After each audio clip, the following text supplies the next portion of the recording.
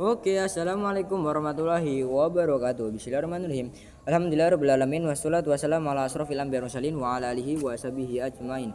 Yang terhormat kepada Bihanif dan Umida selaku pengasuh Istana Pendidikan Pesantren Superkam Larohi Hanifida. Yang saya hormati kepada seluruh Dewan Guru MA dan MTS Al-Quran Larohi Hanifida.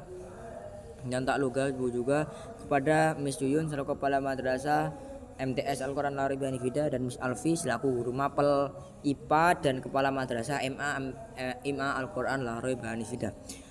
Dan tak lupa juga kepada kedua orang tua saya yang saya sayangi, yang saya banggakan, yang saya hormati. Dan tak lupa juga kepada teman-teman saya. Kali ini saya akan mempresentasikan peta imajinasi yang berjudul yang tentang pencemaran air. Yang pertama yaitu pengertiannya. Pencemaran lingkungan merupakan merupakan environmental pollution, merupakan suatu bahan beberapa faktor yang dapat mempengaruhi kualitas lingkungan, fisika maupun kimia yang dapat mengganggu keseimbangan ekosistem. Terus yang kedua yaitu ada dampak penerimaan air, yaitu pembangunan bahan pembuangan bahan tercemar secara langsung ke dalam aliran dapat menyebabkan pertemanan pada peralihan.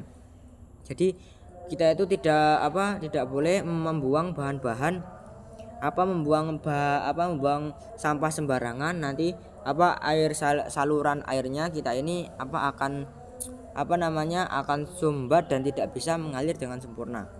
Benar, guys. Oke guys, maaf ya guys, tadi ada iklan sebentar. Lanjut. Jadi air limbah yang tidak dikelola dengan baik akan menimbulkan penyakit.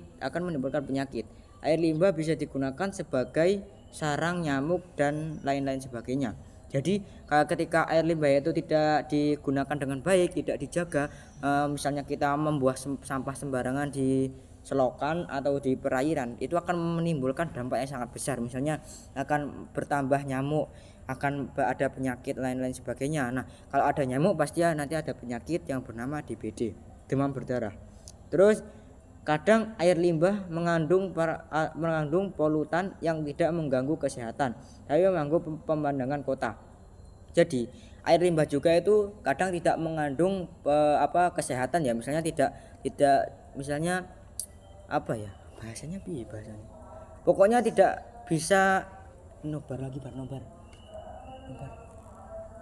Misalnya pokoknya dia itu tidak bisa berpenyakit lah, tapi kalau dilihat itu tidak enak. Misalnya air selokan di pinggir kota, di pinggir mall, orang kaya lagi yang punya. Nah, dilihat oleh banyak orang kan nggak enak. Nah, itu dampak pencemaran air.